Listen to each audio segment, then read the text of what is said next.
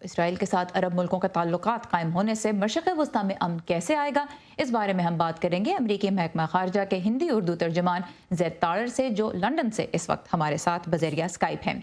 ज़ैद, बहुत शुक्रिया voice of America के प्रोग्राम में शिरकत करने का।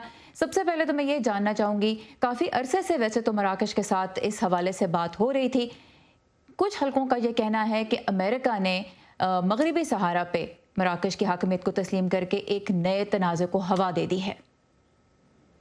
जी शुक्रिया बहुत बहुत। जी मैं ये बिल्कुल नहीं कहूँगा कि हम इस तनाज़े को नया हवा दिया है, बल्कि मैं ये शायद हम अहम बात ये है कि हकीकत को तस्लीम करने में कभी कोई नुकसान नहीं पहुँचता। तो अगर हम ज़रा इसको फासला से देखें तो असल में बात ये है कि हम चाहते हैं कि कोई भी मुल्क कोई रुकावट ना देखे इज़राइल को तस्लीम करने में और इज़राइल के साथ सफारती ताल्लुकात को कायम करने में। ये बताइए कि क्यों ज़रूरी है कि मराकश इसराइल को तस्लीम करे, और अगर अरब मुल्क इसराइल को तस्लीम करते हैं तो इससे मिडल ईस्ट में अमन कैसे आएगा?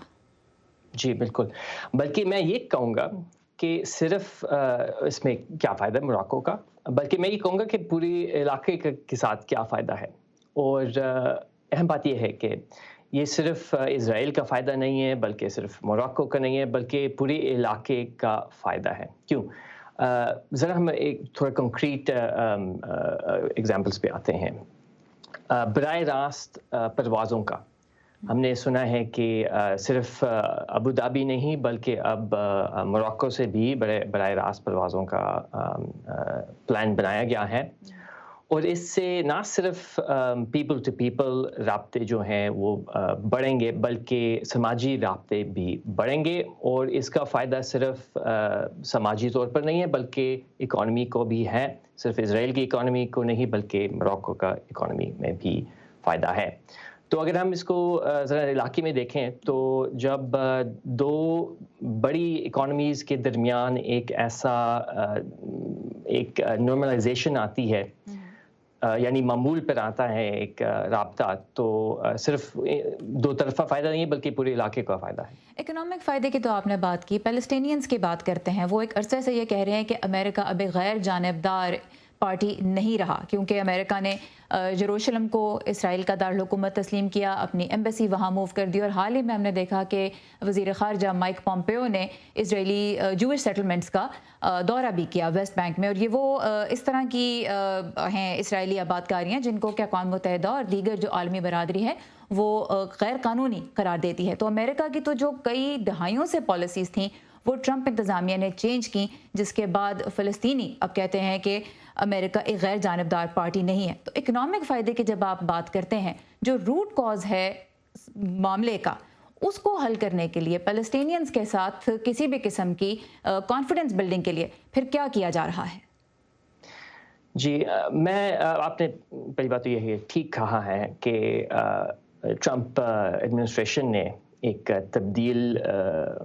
हमने एक तब्दील देखी है इस एडमिनिस्ट्रेशन में जहाँ तक पैलेस्टीनियंस का मामला है।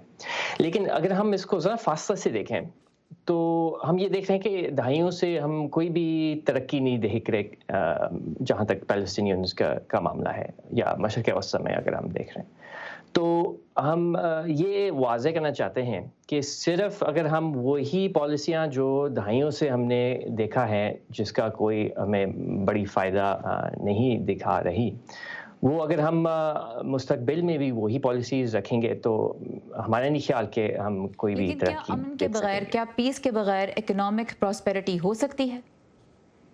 जी, आप शायद ये दो अलग बातें हैं। एक तो अगर हम अमन के बारे में बात कर रहे हैं, ख़ास तौर पर वेस्ट बैंक में, गाज़ा में इज़राइल के साथ, वो एक अलग बात है।